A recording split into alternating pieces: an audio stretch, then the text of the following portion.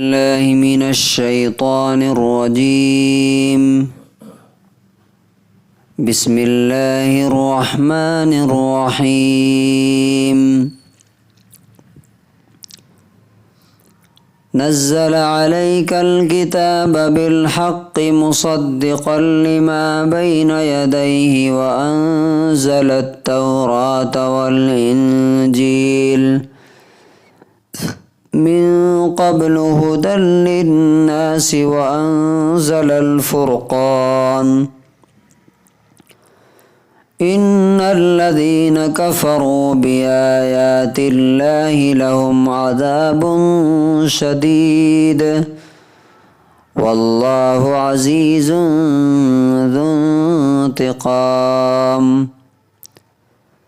سورہ آل عمران، سورہ نمبر 3، آیت نمبر 3 اور 4.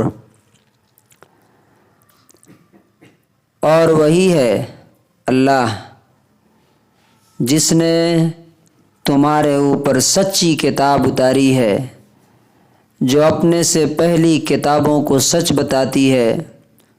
اسی نے توریت اور انجیل بھی اس سے پہلے لوگوں کی ہدایت کے لیے اتاری، اور صحیح اور غلط میں فرق کرنے والی کتاب یعنی قرآن بھی اتارا. بے شک جو لوگ اللہ کی آیتوں کو نہیں مانتے ہیں ان کے لیے بہت سخت سزا ہے، اور اللہ سب سے زیادہ پاورفل، طاقتور اور بدلہ لینے والا ہے. He has sent down upon you a book in truth, confirming what was before it, and he revealed Torah and Gospel before as a guidance for the people, and he has revealed criterion. Indeed, those who disbelieve in the verses of Allah will have a severe punishment, and Allah is all powerful, almighty, and the honor of retribution.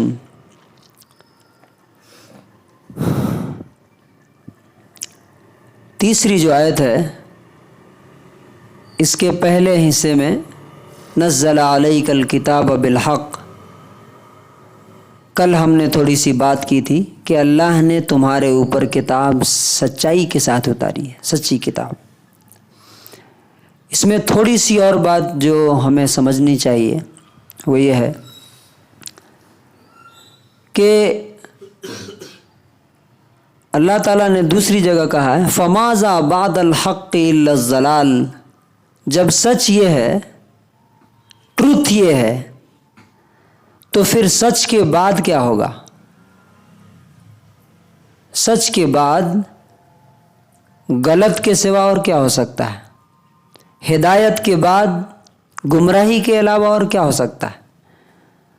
Guidance کے بعد مس guidance کے علاوہ کیا ہو سکتا ہے؟ تو اس کا مطلب یہ ہے کہ انسان قرآن چھوڑ کر کے جدھر بھی جائے گا وہاں اس کو بھٹکنے کے علاوہ کوئی راستہ نہیں ملے گا. اور یہی وجہ ہے کہ آج امت بھٹک رہی ہے. کیوں؟ اب لوگوں کے سامنے اگر آئنسٹائن، نیوٹن کی، امریکہ کی، ناسا کی بات کیجئے تو کان کھڑے کر کے سنتے ہیں. قرآن کی بات کیجئے تو ان کو کچھ پلے نہیں پڑتا. اللہ ماشاء اللہ کچھ لوگ ہیں الحمدللہ جو اپریشیٹ کرتے ہیں قرآن کو جیسا کرنا چاہیے، لیکن اکثریت کیسی ہے؟ انہیں امریکہ اور لندن کی ریسرچ بتائیے تو ان کو لگتا ہے کہ جیسے وہی اتر رہی ہے، اور قرآن پڑھنے کے پر ان پر کوئی اثر ہی نہیں ہوتا. یہی وجہ ہے کہ یہ حالات آ جائیں.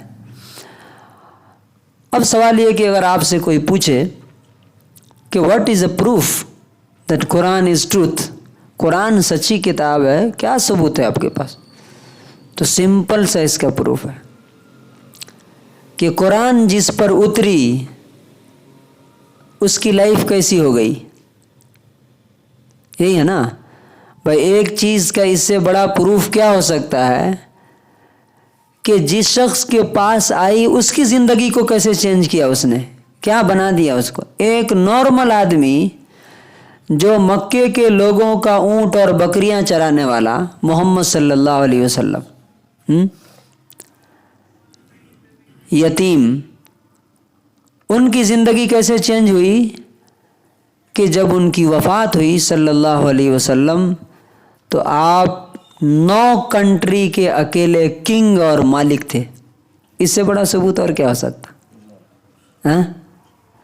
اور آپ کے سامنے 1,24,000 لوگ ایسے تھے کہ آپ کے اشارے پر سمندر میں کودنے کے لیے تیار تھے۔ پورا ریولوشن۔ دوسری بات جو اللہ نے اس میں فرمائی، مصدقا لما بین یدیہ، یہ کتاب کوئی الگ چیز نہیں بتاتی ہے، اس سے پہلے جو کتاب آئی تھی اس کو یہ کنفرم کرتی ہے۔ فار ایگزامپل، پہلے کی کتابوں میں بھی تھا کہ سچ بولو، یہ بھی بولتی ہے کہ سچ بولو۔ پہلی کتابوں میں بھی تھا کہ لوگوں کے ساتھ اچھائی کرو، احسان کرو، یہ کتاب بھی بتاتی ہے کہ لوگوں کے ساتھ کیا کرو، اچھائی کرو۔ تو وہ ساری چیزیں ملتی جلتی۔ اس سلسلے میں آپ کو چھوٹی سی اسٹوری میں بتاتا ہوں کہ کس طرح یہ اپنے سے پہلی کتاب کو سچ بتاتی ہے۔ سلمان فارسی یہ ایران کے رہنے والے تھے، پھر یہ عیسائی ہو گئے تھے، کرسچن ہو گئے تھے۔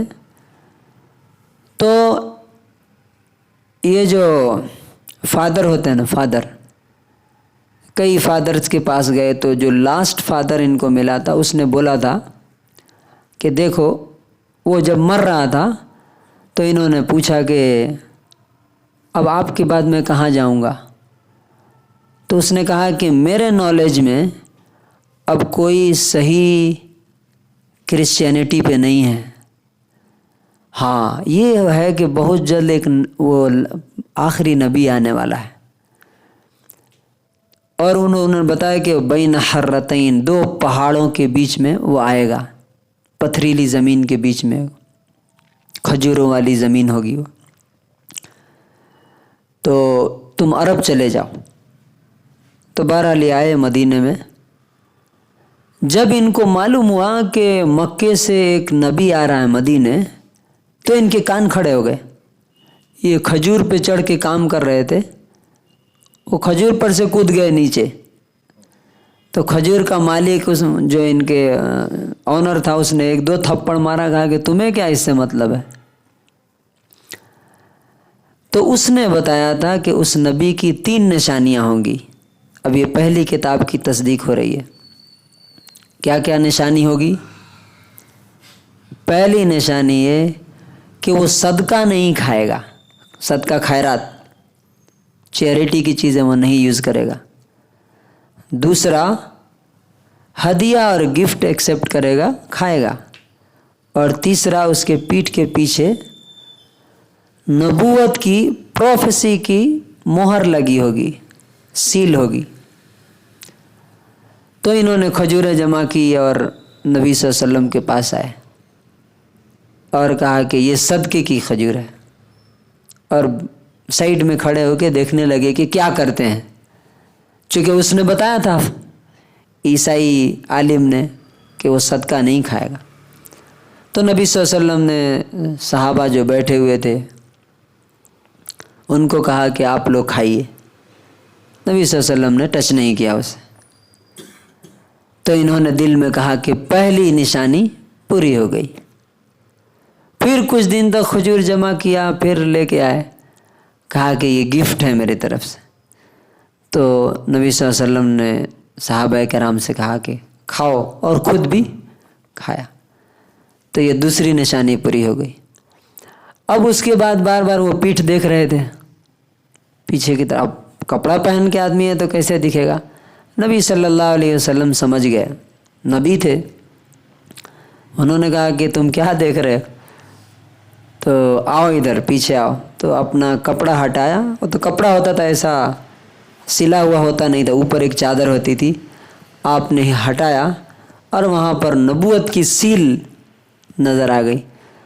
تو انہوں نے کہا کہ اشہد ان لا الہ الا اللہ و اشہد ان محمد۔ تو یہ ہے مصدق لما بین یدیہ، کہ جو اس عیسائی اسکالر نے، عالم نے بتایا تھا کہ ہماری کتاب میں اس نبی کی یہ بات لکھی ہوئی ہے، وہ سب وہاں پہ پوری ہوئی۔ اور تیسری بات یہ ہے کہ وَأَنزَلَ التَّوْرَاةَ وَالْإِنجِيلَ، توریت اور انجیل اتاری، یعنی یہ کتاب جس طرح اتاری ہے اس سے پہلے لوگوں کی ہدایت کے لیے بھی اس نے انتظام کیا تھا۔ تو اس کتاب کو جن لوگوں نے فالو کیا، اللہ تعالیٰ نے انہیں عزت دی دنیا اور آخرت میں۔ اب یہ کتاب اتاری ہے تو انشاءاللہ اس پر اگلی آیت میں ہم کل بات کریں گے۔ اللہ تبارک و تعالی ہمیں بھی اس سچی کتاب کو فالو کرنے کی توفیق نصیب فرمائے، اسی کے ساتھ جینے اور مرنے کی توفیق نصیب فرمائے۔ سبحان اللہ۔